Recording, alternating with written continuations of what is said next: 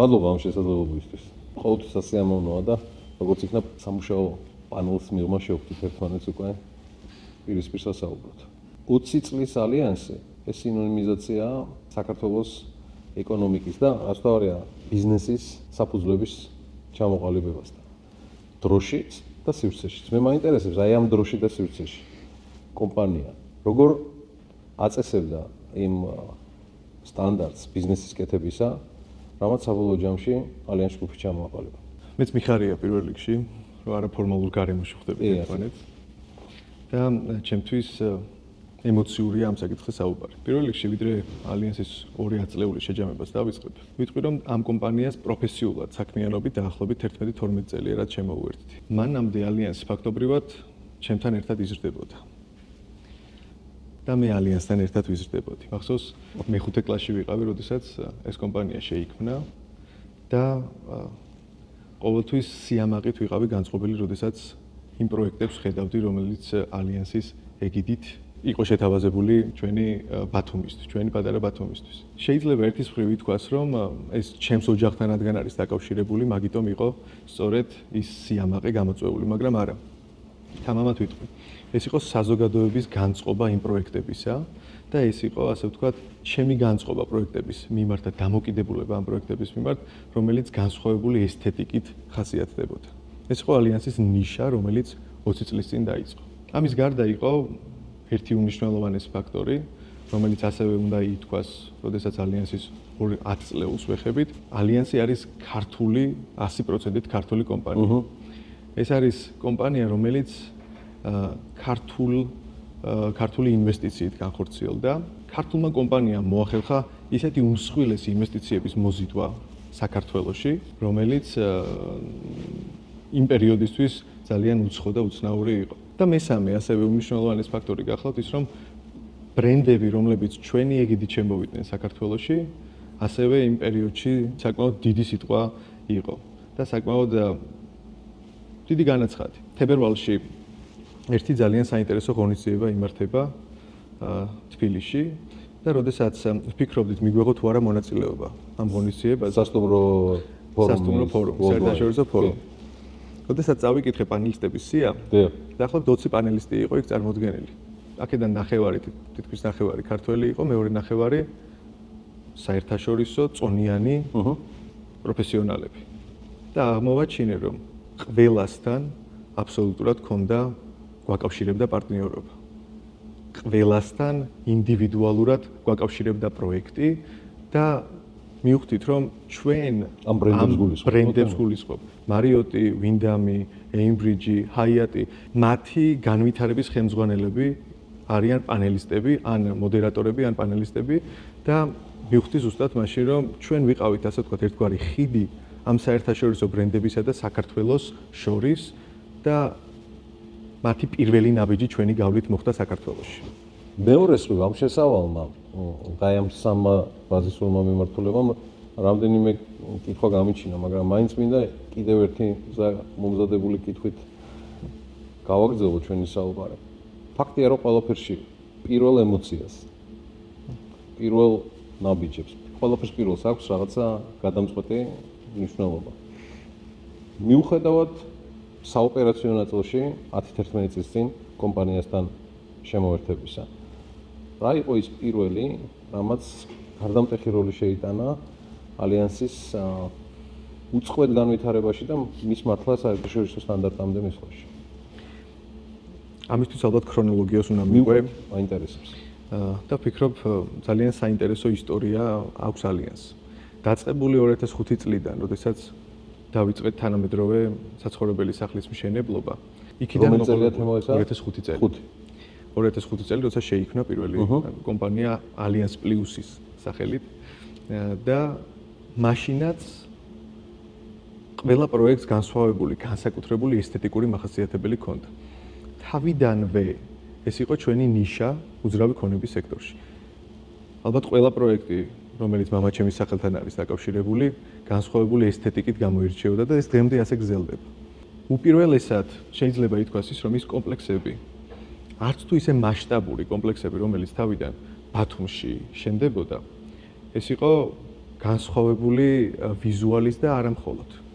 მოწესრიგებული საცხოვრებელი სახლები მაშინ ერთგვარი ფუფუნება იყო. მოწესრიგებული სადარბაზოთი, მაღალი კლასის ლიფტით, პარკინგით, Mitsubishi-ის ლიფტს მაშინ მოგეხსენებათ არავინ არ აკეთებდა და 6-7 სართულიან სახლებსაც კი მსგავსი მახასიათებლები ჰქონდა. და დახვეწილი ესთეტიკა, ექსტერიერი, ის გადაწყვეტები, რომელიც პირობითად დღესაც თვალს უხარია, როდესაც ნებისმიერი ნეიტრალური ინვესტორი აკვირდება მას. გარდამტეხი, ასე ვთქვათ, წელი იყო, ვიტყოდი ალბათ 2011-12 წლები, როდესაც მოდელის შეცვლა, ბიზნეს მოდელის შეცვლა გადაწყვეტა კომპანიამ. გულისხმობთ? გადავედით სტანდარტული საცხოვრებელი ბინებიდან საინვესტიციო უძრავ ქონებაზე. ეს იყო ჩვენი პირველი ნაბიჯი, მაგრამ საკმაოდ გამბედავი ნაბიჯი გახდათ ეს ყველაფერი. რატო? არ არსებობდა საინვესტიციო უძრავი ქონების მოთხოვნა, კერძოდ აპარტამენტების, სასტუმროს ტიპის აპარტამენტების სახით. მაშინ თქვით, რომ ჩვენ გვჯეროდა ამის და ჩვენ არ ვიყავით კომპანია, რომელიც ელოდებოდა ბაზრისგან მოთხოვნას. თქვენ შევქმნით მოთხოვნა. ჩვენ შევქმნით მოთხოვნა, რომელიც მაშინ ქართველისთვის ძალიან უცხო ხილი იყო. ქართველის, ასე ვთქვათ, ქცევა ხასიათდებოდა იმით, რომ ეყიდა ბინა თუ ოჯახი ფართოვდებოდა, ან შავი დღისთვის. მაგრამ საინვესტიციოდ ქართველები ნაკლებად უყურებდნენ საცხოვრებელ უძრავ ქონებას. სწორედ ამიტომ დავიწყეთ ამ ქცევის შეცვლა. ქცევის შეცვლისთვის იდეალური საშუალება არის მაგალითის ჩვენება საზოგადოებისთვის, რომელსაც შეიძლება ეს ქცევა ჩამოუყალიბო. მაგალითის ჩვენება შესაძლებელი იყო საერთაშორისო ბაზრებზე ჩვენი პროდუქტის გატანით და იქ შეიძლება ითქვას, რომ ფურორი მოახდინა ჩვენმა მოდელმა. ეს იყო 30 კვადრატამდე, 70% შენობის იყო სადღაც 30 კვადრატამდე. ეს ის ფართები. ეს იყო ის ფართი, რომელსაც ოჯახი გაფართოებისას არ შეიცეს. და შვილსაც შეიძლება ვერ აჩუქო 30 კვადრატი, იმიტომ რომ სწორად ვერ აღიქვას ეს საჩუქარი. სწორედ ამიტომ დავიწყეთ საერთაშორისო ბაზრებზე ამ ყველაფრის გატანა, როგორც ქართული, საქართველოს შექმნილი უძრავი ქონების, რადგან სასტუმროებში სანომრე ფონდის დეფიციტი იყო, არ არსებობდა ბევრი სასტუმრო, მაგრამ ტურიზმი უფრო და უფრო იზრდებოდა. ჩვენ ეს ნიშა დავინახეთ იმ პერიოდისთვის ზუსტად და სწორედ ამ კონტექსტში დავიწყეთ მარკეტინგი უცხო ქვეყნებში და შესაბამისად იქიდან ძალიან დიდი ინტერესი წამოვიდა. და ქართველისთვის უკვე გახდა ეს მაგალითი, რომ შეეცვალა თავისი ქცევა და ქართველების მხრიდანაც ძალიან დიდი ინტერესი წამოვიდა მაგ პერიოდში. ამ ყველაფერს ძალიან საინტერესო განვითარება მოჰყვა. იმისთვის, რომ ეს ბიზნესი უფრო საინტერესო იყოს ინვესტორებისთვის და დეველოპერებისთვის, აუცილებელია სახელმწიფოს მხარდაჭერა. სწორედ მაშინ ეგ პერიოდი იყო ზუსტად, როდესაც ჩვენი ახლანდელი აღმასრულებელი დირექტორი აკაკი სონგულიას მონაწილეობით და ასე ვთქვათ, ამ მოდელის შექმნის პროცესში ჩართულობით შეიქმნა ძალიან საინტერესო ინიციატივა ჩვენი და მასთან კოლაბორაციით, საინტერესო ინიციატივა, რომელიც სახელმწიფო დონეზე, საკანონმდებლო დონეზე იქნა აღიარებული და მიღებული და ამას დღეს ბევრი ტურისტული საწარმო სტატუსის სახელით იცნობს. ეს იყო გარდამტეხი მომენტი არა მხოლოდ ჩვენი ბიზნესისთვის, არამედ შეიძლება ითქვას, რომ მთელი ინდუსტრიისთვის და უძრავი ქონების სექტორისთვის. ფაქტობრივად DGG გახდა მოგება ინვესტორებისთვის, DGG-ს ვალდებულების გადავადება 10 წლის განმავლობაში და ამ cash flows, ამ ფულის ჩაბრუნება ბიზნესში იყო, ასე ვთქვათ, გარდამტეხი მომენტი ბევრი დეველოპერისთვის. სწორედ ამან გამოიწვია ჩვენს ინდუსტრიაში დიდი გარდატეხა. ამან გამოიწვია სწორედ ის, რომ ბევრმა დეველოპერმა შეცვალა ბიზნეს მოდელი და დაიწყო უძრავი ქონების ბუმი, არა მარტო ბათუმში, არამედ მთელ საქართველოში. აი გარდამტეხ მომენტზე ვსაუბრობდით და სწორედ ეს იყო გარდამტეხი მომენტი, რაც ამაყები ვართ, რომ ჩვენი მონაწილეობით მოხდა და ამ პასუხისგებლობას სრულიად ვიზიარებთ. შესავლიდან კიდევ ერთი თემა, რომელიც ჩამჩა და მინდა რომ გავშალოთ, უკავშირდება საერთაშორისო ბრენდებს და გრანდებს, რომელიც თქვენ ახსენეთ. თქვენ ეს ახსენეთ ფორუმის ფარგლებში, ჰოსპიტალიტი ფორუმის ფარგლებში, რომლის წარმოდგენილი და მთავარი მხარდამჭერი ალიანს ჯგუფია, მაგრამ ჩემი კითხვა უკავშირდება დაწყებული მარიოტიდან, რა ვიცი, ვინჰემი, ჰაიატი, World Trade Center, სხვა ბრენდები. ერთი ამათ ელაპარაკო და მეორეა ისინი დაარწმუნო რომ შემოვიდნენ და დაიწყონ და პირველი ნაბიჯი გადადგან. დღეს 2026 წელს 100 არჩევანი გვაქვს საქართველოში. როცა პირველ ნაბიჯებს გამდით, საქმე ასე არ იყო. ნამდვილად ეგრეა. 2014 წელი იყო, როდესაც მაშინ უკვე ალიანსში ვიყავი მეც და მაშინ ვიღებდი მონაწილეობას და ამ ისტორიას ბევრად უფრო დეტალურად და კარგად ვიცნობ. 2014 წლიდან დაიწყო მოლაპარაკება მერიოტთან. პირველი იყო მარიოტი. ეს იყო ქორთიარდ მარიოტი. ძალიან ბევრი გამოწვევა ახლდა ამ პროცესს. პირველ რიგში იყო ამ სტუმართმასპინძლობის გიგანტის მხრიდან აღიარება. ჩვენ გქონდა საკმაოდ კარგი ბექგრაუნდი იმისთვის, რომ გვეჩვენებინა მათთვის თუ რამდენად მზად ვიყავით მსგავსი საერთაშორისო დონის პროექტისთვის ხელი მოგვეკიდა. იყო ბევრი კითხვა, რომელიც პასუხგაუცემელი არ დარჩენილა. საბოლოო ჯამში მივედით შეთანხმებამდე. ამ პროცესში ძალიან დიდი როლი ითამაშა ასევე მინდა აღვნიშნო მაია წერეთელმაც, რომელიც ამ პროცესში თავიდანვე იღებდა მონაწილეობას და თვითონაც ძალიან კარგად იცის თუ რამხელა გამოწვევების წინაშე ვიდექით და რამხელა პასუხისმგებლობას ვიღებდით ჩვენს თავზე. თუმცა იმასაც ვიტყვი, რომ გვქონდა ჩვენ მასშტაბური პროექტების განხორციელების შესაძლებლობა, გამოცდილება და ეს დაგვეხმარა მათთან მოლაპარაკებაში. ჩვენ რეალურად ბიზნეს ელჩად გამოვდექით ჩვენი ქვეყნის ბიზნეს ელჩად ამ დიდ ბრენდებთან მოლაპარაკების ნაწილში, სადაც ბრენდების რისკებს ჩვენი პირადი რეპუტაციით ვაზღვევდით. ეს იყო, ასე ვთქვათ, ერთ-ერთი მთავარი პასუხისმგებლობა, რომელიც ალიანსმა მაშინ იმ პერიოდში აიღო. ასევე შემიძლია ვთქვა 2019 წელი, როდესაც ექსპლუატაციის ეტაპზე მივედით, ძალიან ბევრი პროექტი იმ პერიოდისთვის მსგავსი განხორციელებული საქართველოში არ ყოფილა. მსგავსი მასშტაბის პროექტი არათუ ბევრი არ ყოფილა, მაგრამ პირველიც იყო. როდესაც ამ პროექტს ჩვენ ექსპლუატაციაში ვიღებდით, თვითონ სახელმწიფო უწყებებისთვის თუ ამ დარგის პროფესიონალებისთვის ეს იმდენად უცხო პროცესი იყო, რომ ალიანს პალასის ექსპლუატაციაში მიღება ერთგვარი case study გახდა დანარჩენი პროექტების მიღებისთვის იგივე სექტორში. იმიტომ რომ ძალიან ბევრი ფაქტორი არის. ხანძარსაწინააღმდეგო სისტემები, საინჟინრო სისტემები, უსაფრთხოების ბევრი ნორმა, რომელიც დაცული უნდა იყოს და ეს პროცესები საკმაოდ რთულ საკითხებთან არის დაკავშირებული. და ამის გამოცდილება ჩვენმა გუნდმა ფაქტობრივად იმ ბაზარს და სექტორს გაუზიარა და ერთობლივად მოხდა ყველაფრის, ასე ვთქვათ, მიღება. ესეც პასუხისმგებლობის ნაწილია, რომელიც ალიანსმა მაშინ იმ სექტორს გაუზიარა და ეს ყველაფერი ორმხრივია.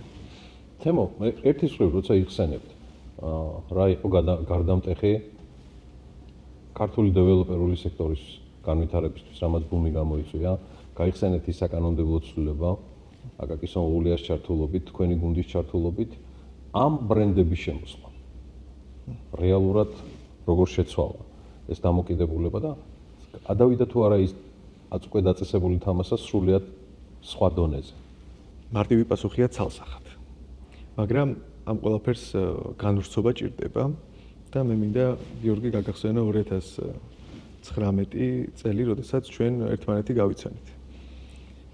თუ გახსოვს, ჩვენი შეხვედრა პირველი მოხდა ზუსტად იმ პროექტის ფარგლებში, World Trade Center, ესეა, Alliance Centropolis-ი და ახსოვს ერთი მომენტი, რომელიც მინდა რომ გავიხსენო.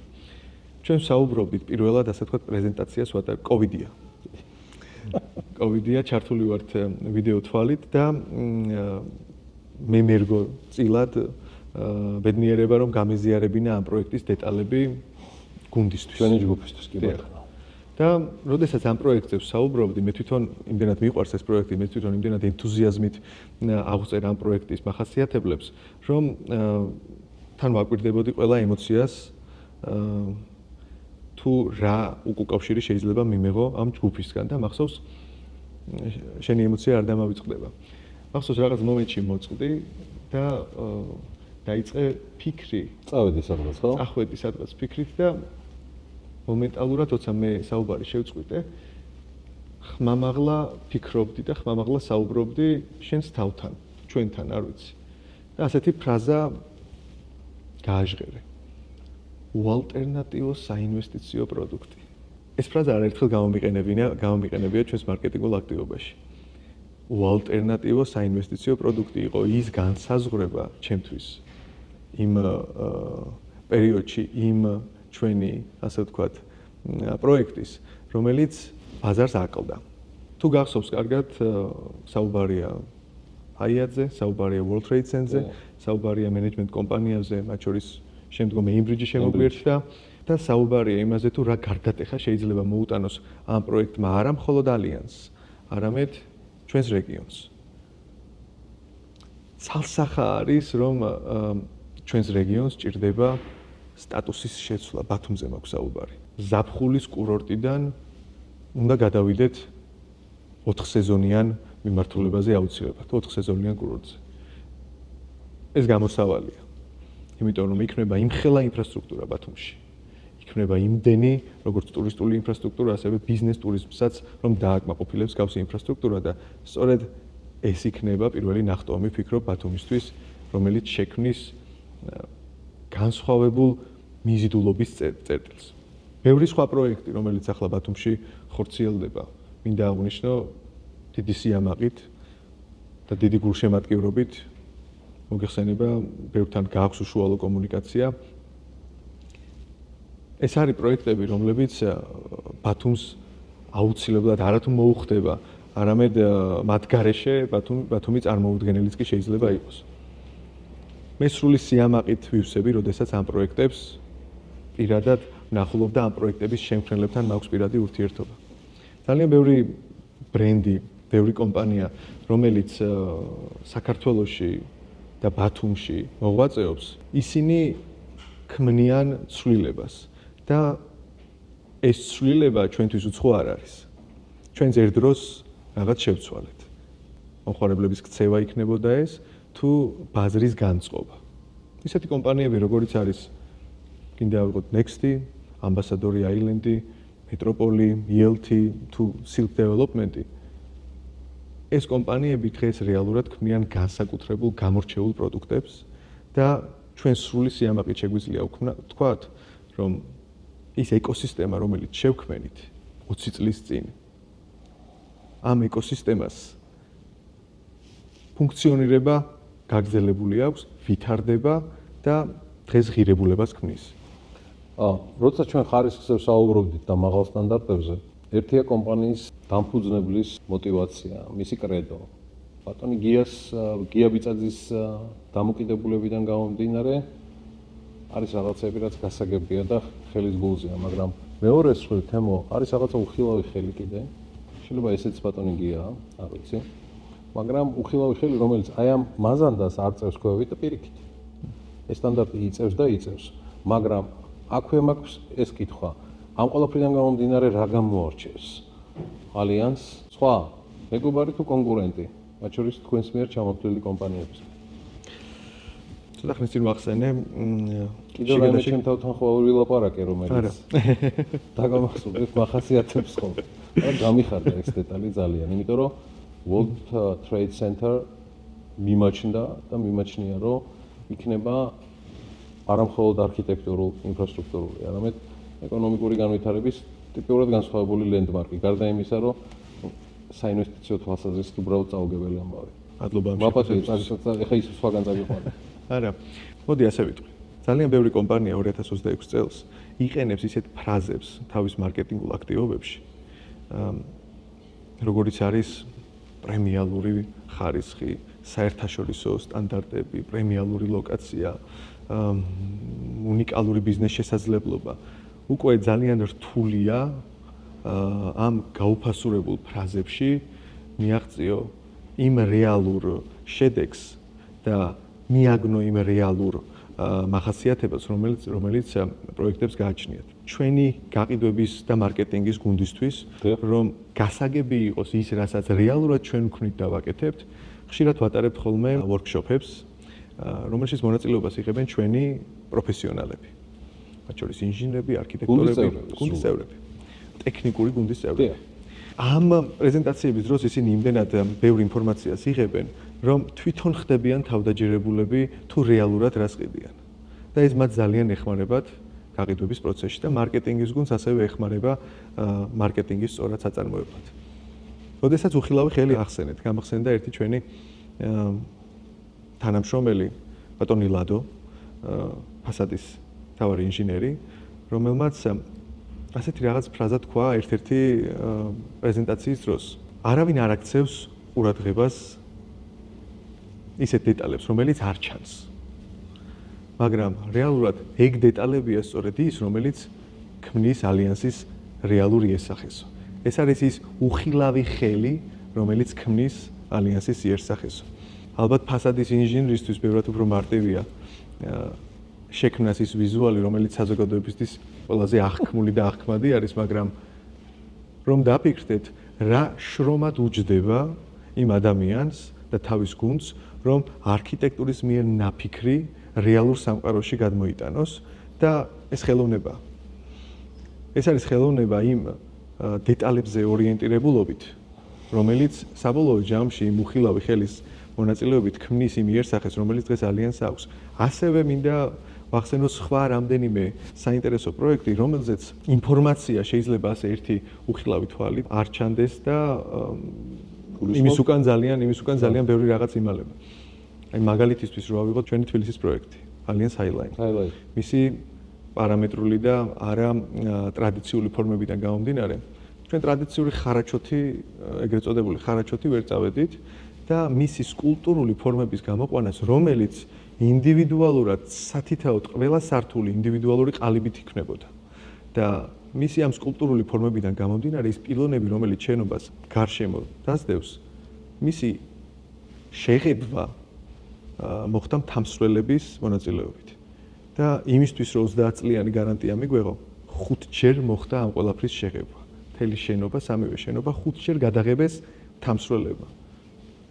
წლების მუშაობის შედეგია ეს ყველაფერი. არის რაღაც უხილავი, რომელიც შეიძლება საზოგადოებისთვის ხილული არ იყოს, მაგრამ საბოლოო ჯამში იქმნება ის იერსახე, რომლითაც ჩვენ ყველა თანამშრომელი ვამაყობთ. რატო ამბობთ ბიზნეს პრაგმატიზმიდან გამომდინარე ყოველგვარი ბრჭყალების გარეშე?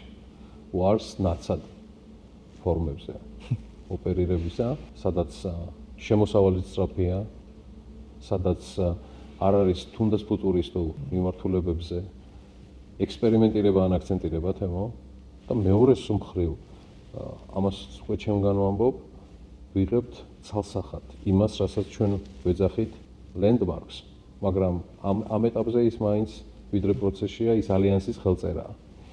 ეხლა მივხვდი, უხილავ ხელთან დაკავშირებით ბატონ ლადოს დავსესხები ვარ. პირდაპირ თუ არა პირდაპირ, მაგრამ ამ ბიზნეს პროცესთან დაკავშირებით ეს რაღაცები დამილაგეთ თუ შეიძლება. ძალიან კარგი კითხვაა და ალბათ ზუსტად პასუხობს იმ ჩვენს კრედოს და იმ ჩვენს ხედვას, რომლის საშუალებითაც ალიანსი 20 წლის წინ შეიქმნა.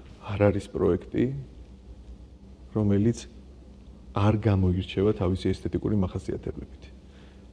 და ალიანსის პორტფელში არის. ეს არის სწორედ ჩვენი ნიშა, რომლითაც გვაქვს პრეტენზია, რომ გამოვირჩევით ამ სექტორში. ჩვენთვის დასრულებული შენობა არ არის ერთჯერადი ტრანზაქცია. ეს არის ჩვენი რეპუტაციული კაპიტალი და ჩვენ მას არასოდეს არ ვტოვებთ. ის ფაქტიც, რომ ჩვენი უკვე დასრულებული ექსპლუატაციაში მიღებული ინვესტორებზე გადაბარებული პროექტი არ მივატოვეთ. დამატებითი ინფრასტრუქტურების შევძინეთ მას 2 წლის შემდეგ, რადგან დავინახეთ ჩვენ ამის საჭიროება. ისეთი საერთაშორისო ბრენდი შემოვიყვანეთ ამ ინვესტორების აქტივების სამართავად, რომელიც სოფლიოში პირველ ადგილზეა.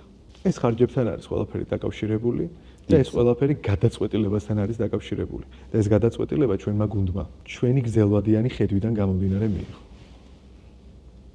თემო, რა განცდა არის, როცა კომპანიის ხელწერა ხდება ქვეყნის მიზიდულობის ცენტრი. სხვანაირად პირდაპირ ესე არ ითარგმნება ის, რაც ჩემთვის, თქვენთვის და ეხლა ჩვენი მაყურებლებისთვის გასაგებია სიტყვა ლენდმარკის სახით, მაგრამ ტოლობის ნიშანი როცა დაისმევა კომპანიის ხელწერას და ლენდმარკს შორის, ეს უკვე რას ნიშნავს? ამ კითხვაზე კიდე ერთი შემთხვევა მახსენდება. სტუმრებთან ერთად ბათუმში ვსეირნობდით და ერთ-ერთ საინფორმაციო ჯიხურში მაგნიტების საყიდლად შევიდნენ სუვენირები და სუვენირი, კი, რომელზეც რაღაც ღირსშესანიშნაობებია გამოხატული. როდესაც ამ ჯიხურში შევედით, შევყევით ჩემს სტუმრებს, აღმოვაჩინე, რომ მაგნიტების სრულ უმრავლესობას ან ჩვენი დასრულებული პროექტი იყო, ან მიმდინარე პროექტები, რომელიც ჯერ კიდევ დასრულებული არ ყოფილა და კიდევ ერთხელ გულის იამაყით ამევსო. და მივხვდით, რომ სწორ საქმეს ვაკეთებთ. მე გვპირდები, რომ აუცილებლად ჩვენი ინტერვიუს ბოლოს დავასრულებ ჩემი შეფასებით. რასთან ასოცირდება ჩემთვის ალიანსი ჯგუფი მთლიანად, ეკოსისტემა ახსენე. ჩემი შემდეგი ორი კითხვაც ზუსტად ეკოსისტემას უკავშირდება, მაგრამ ამ ეკოსისტემას აქვს თავისი ადგილი ქვეყნის ეკონომიკაში.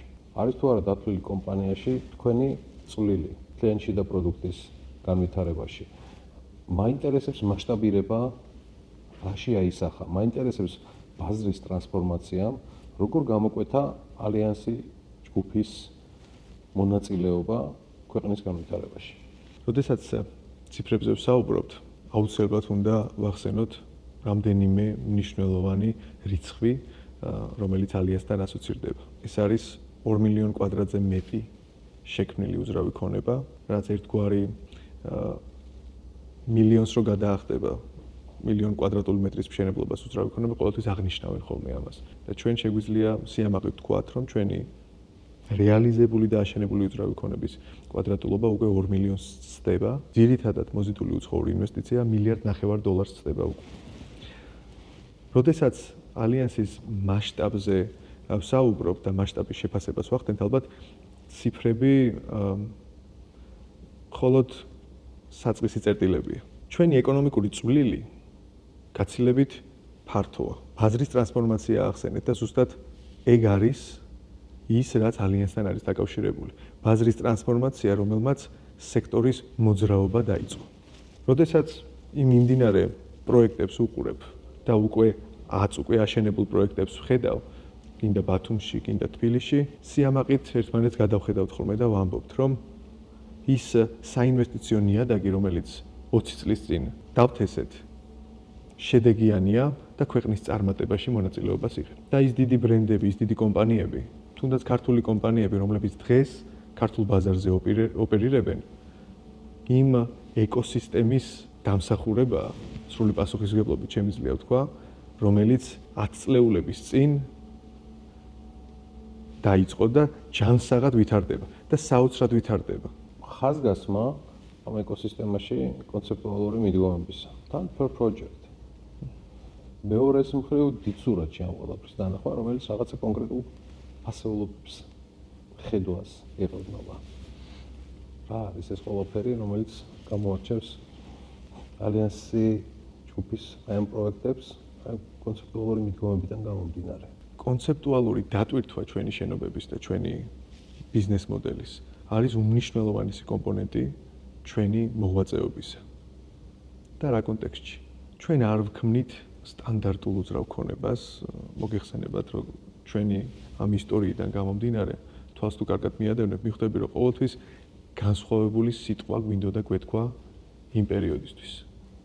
და ამით რაღაც განსხვავებული შეგვექმნა ბაზრისთვის. ეს არის მხოლოდ და მხოლოდ კონცეპტუალური მიდგომა ჩვენი ინვესტორებისთვის სწორად დასანახად და აღსაქმელად, რომ ჩვენ აქ არ ვართ იმისთვის, რომ უბრალოდ შევქმნათ უძრავი ქონება, გადავცეთ მათ, ხელი ჩამოვართვათ და შემდგომ ჩვენ გზაზე წავიდეთ. როდესაც კონცეფციაზე ვსაუბრობ, პირველი ყველაზე ცალსახა მაგალითი მახსენდება ჩვენი უმსხვილესი პროექტი ალიანს ცენტროპოლისი ბათუმში, სადაც დავიწყეთ ფიქრი იმაზე, თუ რა უნდა გაგვეკეთებინა ისეთი განსხვავებული, რომ ასეთი მასშტაბური პროექტი არ ყოფილიყო მიტოვებული. არსებობს რამდენიმე ათასიანი პროექტები, რომელსაც ვიტყოდი, რომ კონცეფციის არქონის გამო მართვის ხელი აკლია. ეს ყველაფერი იხსნება იმით, რომ რეალურად თავდაპირველადვე არ იყო შექმნილი წარმატებულ პროექტად. ჩვენ რეალობაში დავიწყეთ ფიქრი შემდეგნაირად. რა უნდა გავაკეთოთ იმისთვის, რომ ამდენი 1000 აპარტამენტიანი კომპლექსი ყოფილიყო მუდამ დატვირთული. სეზონზე პრობლემას არ წარმოადგენს დატვირთულობა. დატვირთულობა არის არა სეზონზე, კერძოდ 6 თვის განმავლობაში, როდესაც ბათუმს ტურისტი აკლია. ამის მარტივი ახსნა არის საქმიანი ტურიზმი. ჩვენ კარგად ვაკვირდებით ამ სექტორში ვართ ორივე და ხვდებით, რომ საქმიანი ტურიზმი ძირითადად ხდება კონფერენციები, ღონისძიებები, გამოფენები არასეზონურ პერიოდებში. ეს არის ვთქვათ სექტემბერი, ოქტომბერი, ნოემბერი და თებერვალი, მარტი, აპრილი. ეს არის ზუსტად ის თვეები, თუ მაისიდან სექტემბრამდე მაღალ სეზონს ბათუმში ამოვაკლებთ, ეს არის ზუსტად ის თვეები, რომელიც ბათუმში ტურისტული ნაკადის ნაკლებობას განიცდის. პური-პურის ცხოველმა უნდა გამოაცხოს. ამიტომ გადავწყვიტეთ, რომ მივსულიყავით ისეთ ბრენდთან, რომელსაც შეუძლია ეს გამოწვევა გადაწყვიტოს საუკეთესო დონეზე. და სწორედ ეს იყო World Trade Center. World Trade Center არის სოფლიოში ყველაზე დიდი ქსელი საგამოფენო სივრცეებისა და trade services, რასაც ისინი აკეთებენ, ეს არის ვაჭრობის სერვისების მიწოდება ბაზრისთვის, რომელიც უალტერნატივოა ასევე მთელს მსოფლიოში. ბათუმში, ჩვენს კომპლექსში იქნება განთავსებული World Trade Center-ის უზარმაზარი საგამოფენო სივრცეები, 10 მეტრიანი ჭერის სიმაღლით და რამდენიმე 1000 ადამიანის დატევის შესაძლებლობით, რომელიც უმასპინძლებს უზარმაზარ ღონისძიებებს საქართველოს მასშტაბით, ჩვენი რეგიონის მასშტაბით. ნუ რო აღარაფერი ვთქვათ იმ სხვა ინფრასტრუქტურულ კომპონენტებზე, რომელიც ასევე ამ კომპლექსში იქნება განთავსებული და ის ბრენდები და ის სახელები, რომლებიც აქ მიიღებენ მონაწილეობას. მაგრამ კონცეპტუალური დატვირთვა ამ პროექტს სწორედ ეგ გქონდა. და ანალოგიური ერთი მაგალითი, რომელიც ასევე მინდა მოვიყვანო ჩვენი შემდგომი პროექტის შექმნის პროცესში, რომელიც მივიღებთ, ეს იყო Allianz Renaissance ქობულეთში. ქობულეთის გამოწვევის წინაშე დგას. კოვიდის შემდგომი პერიოდია. ძალიან აქტუალური საკითხი არის ჯანმრთელობაზე ზრუნვა. იმ მიკროკლიმატურ პირობებში, ქობულეთში, იმ სივრცეში, სადაც ფიჭვნარი და ის გარემო პირობებია, რომელიც ხელს უწყობს იმ სივრცის და გარემოს შექმნას ადამიანებისთვის, რომლებიც პოტენციურად ჯანმრთელობაზე ზრუნავენ. ჩვენ ზუსტად იგივე მიზეზით, რომ პროექტი იყოს სრულფასოვანი, შემდგარი. ამას ჭირდება კონცეფცია. ეს კონცეფცია იყო ზუსტად იმ სპორტულ გამაჯანსაღებელ კომპონენტებზე აქცენტი, რომელიც აქამდე საქართველოს არ უნახავს. ეს იყო ის ხელოვნური ტალღის კონცეფცია, რომელიც საქართველოში და ჩვენს რეგიონში არ ხდება, skydiving-ი, რომელიც ასევე ჩვენს რეგიონში ჯერ არ არის პოპულარული, მაგრამ ჩვენს ახლო ქვეყნებში ძალიან პოპულარულია და ის 25 თერაპიული სივრცე, რომელიც დაამშვენებს ამ პროექტს, არის ერთგვარი განაცხადი ჩვენი მხრიდან, რომ ჩვენ არ ვქმნით ერთჯერად პროდუქტს და ჩვენ არ დაგტოვებთ. ჩვენ ბოლომდე გამოყვებით ინვესტორებს მართვაში და ბოლომდე გამოყვებით იმ ინვესტიციის გამართლებაში, რომელიც თავდაპირველად ერთად ჩავიფიქრეთ. და ჩვენ თბილისში, მაშინ, როდესაც ბრენდული რეზიდენციები დავიწყეთ, Wyndham Grand რეზიდენციის სახელით, ჩვენ არ მივდექით სტანდარტულად ამ მოდელს. გადავწყვეტეთ, რომ იქ განსხვავებული მიდგომა მოგვეფიქრებინა. და ეს რატომ? ისევ იმ გრძელვადიან ხედვას დაუბრუნდები და ვიტყვი, რომ ჩვენ, როდესაც მომხმარებელს, ჩვენს ლოიალურ ინვესტორს უძრავ ქონებას მივყიდით, ჩვენ იმხელა პასუხისმგებლობა გვაქვს აღებული, რომ ის გამართლებული უნდა იყოს. სტანდარტული უძრავი ქონების გაქირავებით ის ინვესტიცია, რომელიც ჩვენი ბრენდული რეზიდენციის ინვესტორს ჩვენს პროექტში აქვს ჩადებული, ძალიან გრძელვადიანი იქნებოდა ამ ინვესტიციის უკუგება. ამიტომ შევიმუშავეთ განსხვავებული ბიზნეს მოდელი. თქვით, რომ მოდი, როგორ შეიძლება ინვესტორისთვის ის უძრავი ქონება, რომელიც არ არის ბიუჯეტური, როგორ შეიძლება იყოს ეს წარმატებული. მაშინ მივედით ამ გადაწყვეტილებამდე, რომ მომხმარებლისთვის, ჩვენი ინვესტორისთვის ისეთი უნიკალური ბიზნეს მოდელი შეგვემუშავებინა, რომელიც ანალოგიც სოფლიოში არ გვინახავს, ვეძებდით. გვინდოდა გადმოგვეღო, გვინდოდა რომ რაღაც არსებული პრაქტიკა გაგვეზიარებინა. მაგრამ სამწუხაროდ ეს მოდელი ვერ მივაკვლიეთ და რეალურად ჩვენი ბრენდული რეზიდენციის, ჩვენი Wyndham Grand რეზიდენციის ინვესტორი დღეს ჩვენი თანაბარ უფლებიანი პარტნიორი ხდება. ის არ იღებს უძრავი ქონებიდან მხოლოდ შემოსავალს, ის არ იღებს მხოლოდ სანომრე ფონდიდან შემოსავალს, ნომრის გაქირავებიდან. ის მოგებას იღებს ყველა ინფრასტრუქტურული კომპონენტიდან, რომელიც შენობაში იქნება. 10-მდე ცალკეული ინფრასტრუქტურული კომპონენტია, რომელიც ქმნის იმ ჯამურ შემოსავალს და ინვესტორის მოგებას მინიმუმ 50-დან 77%-მდე ზრდის. ბრენდული რეზიდენციის აშენება და მზა მდგომარეობამდე მიყვანა არ არის იაფი საქმე. ეს გარკვეულ ხარჯებთან არის დაკავშირებული და საკმაოდ ღირებულია. საკმაოდ მაღალი ღირებულების არის. და ეს მაღალი ღირებულება რომ იყოს გამართლებული, სჭირდება რაღაც ლოგიკური ახსნა და ლოგიკური მოდელის შემუშავება, რომელიც ჩვენი ინვესტორებისთვის შევიმუშავეთ. რადგან ის საბოლოო ჯამში ისევ ჩვენი სამართავია. სრულყოფილ ეკოსისტემის შექმნაზე, როგორც კი გადახვედით, იქ იკვეთება კიდევ ერთი თემა, ადამიანი როგორც ცენტრალური ღერძი. გუნდის თემა მთელი ინტერვიუს განმავლობაში გამორჩეულად იყო აღნიშნული, მაგრამ მე ვიცი კომპანიის მისვეურების დამოკიდებულება. ის ძალიან ბევრი მიმართულებით ამ ყველაფერზე დგას. ეს ერთის მხრივ არის ორმხრივი ლოიალურობა, მაგრამ ეს არის ის საფუძველი, რამაც ალიანს ჯგუფი მოიყვანა იმ მდგომარეობამდე, როგორც დღეს ის არის 20 წლის თავზე. რას ნიშნავს ადამიანების ეს ჩართულობა ალიანსის განვითარებაში, რომელსაც დღეს ალიანსი ჯგუფის გუნდი ჰქვია. ეს არიან ადამიანები, რომლებიც ჩვენი გუნდის წევრები არიან და ჩვენ თამამად შეგვიძლია ვთქვათ, რომ ლოიალობა ჩვენს გუნდში ორმხრივია და ძალიან მაღალია. თუ დღეს სექტორი თანამშრომლების გადინებაზე საუბრობს, სრული სიამაყით შემიძლია ვთქვა, რომ ჩვენს გუნდს ეს ნაკლებად ახასიათებს. რადგან ისინი იმ იდეის გარშემო ერთიანდებიან, რომელსაც ალიანსი ჰქვია. ამ საკითხზე საუბრის დროს და ალიანსის წვლილზე საუბრის დროს არ შემიძლია არ აღვნიშნო ჩვენი თავარი პრინციპი, რაც ქართული საქმის კეთება არის. ხშირად მესმის ბოლო პერიოდში საერთაშორისო წამყვანი არქიტექტორებით აღტაცებული ხალხის ხმა, რაც ჩემთვის ძალიან სასიამოვნოა და უდავოა ეგრეც უნდა იყოს. და საქართველოს ღია მსგავსი შესაძლებლობებისთვის, მაგრამ ჩვენი პრინციპი არის სწორედ ის, რომ ქართველ არქიტექტორებში გვაქვს უდიდესი ნდობა. ქართველი პროფესიონალების უდიდესი ნდობა, რომელთა კალმითაც არის განხორციელებული ჩვენი ყველა პროექტი. მათ შორის არის გიორგი ხმალაძე, ნიკოლოზ კელაურიძე, ზაზა კვირკველია, ირაკლი ემირიძე. ეს არიან ადამიანები, სოფლიო დონის არქიტექტორები, რომლებმაც სოფლიო დონის პროექტებში მიიღეს მონაწილეობა. მინდა აღვნიშნო ერთი ფაქტორი, რომელიც ასევე ძალიან მნიშვნელოვანი გახლავთ.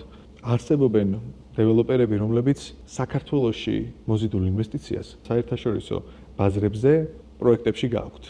და ამას საერთაშორისო განვითარებას უწოდებდნენ და ეს ძალიან სასიხარულოა ჩვენთვის. თუმცა ჩვენი მეორე პრინციპი, რომელიც აქვე იკვეთება და რომელიც ამ 2 წლეულის განმავლობაში ჩვენ გვახასიათებდა, იყო საერთაშორისო მსხვილი ინვესტიციების მოზიდვა საქართველოში და ამ კაპიტალის გამოყენება ჩვენს ქვეყანაში, ჩვენი ქვეყნის, ჩვენი ქალაქების შექმნის, ჩვენი სამუშაო ადგილების შექმნის და იმ ინდუსტრიის და იმ სექტორის გაძლიერებით, რომელშიც ჩვენ მონაწილეობთ. ეს ალბათ მორიგი ჩვენი პრინციპია, რომელსაც ჩვენ ერთგვარ მოტივაციად ვქმნით. წამყვანი და თან ახალგაზრდა ქართული არქიტექტორების დასახელება და წამოწევა თქვენი მხრიდან. რა ტიპის გზავნილად უნდა მივიღოთ? ხა ჩვენ სლას გიგმოთ, ანუ რაღაც ზემზადებით კიდევ ერთხელ აპირებთ ამ ბაზრის სტანდარტის ხელწერის დატყობას და გადაწერას თუ გნებავთ თუ რა ტიპის მზაობაა ეს? ეს არ არის ფარული ხელი. ეს ამ შემთხვევაში აღარ არის. ეს აღარ არის უხილავი ხელი ნამდვილად. ეს უკვე ხელწერაა. ეს უკვე ხელწერაა ავტორით. ნამდვილად. და ეს ავტორები ქმნიან რეალურად იმდენად დიდ საქმეს, რომ მათ ჩვენი ხელშეწყობა ჭირდებათ. მათ იმდენად ამბიციური იდეები, ამბიციური გეგმები აქვთ, მათ სჭირდებათ განმახორციელებელი მხარე. და ჩვენ ვფიქრობ, რომ ვიღებთ ამ პასუხისმგებლობას და ვახორციელებთ იმ პროექტებს, რომელიც მათ წარმოსახვაში იბადება. მადლობა ამ ინტერვიუსთვის და მე დაგვირდით თუ რასთან ასოცირდება ჩემთვის კომპანია, ბრენდი, ალიანს ჯგუფის სახით. თემა 2019 წელს აბსოლუტურად სწორად გაიხსენე. ეს იყო ალტერნატივა. შემდეგ წლებში მოდის თანმიმდევრული. დღეს არ ვიცი ეს იყო მილიონი კვადრატული მეტრის აშენების შემდეგ თუ მანამდე დღეს უკვე 2-ს გადასდა. ჩემთვის ალიანსი ასოცირდება ხარისხთან. ეს არის ჩემი დამოკიდებულება, რომელსაც მე ხელს ვაწერე. მადლობა ამ შესაძლებლობისთვის. მადლობა ამ სიტყვებისთვის.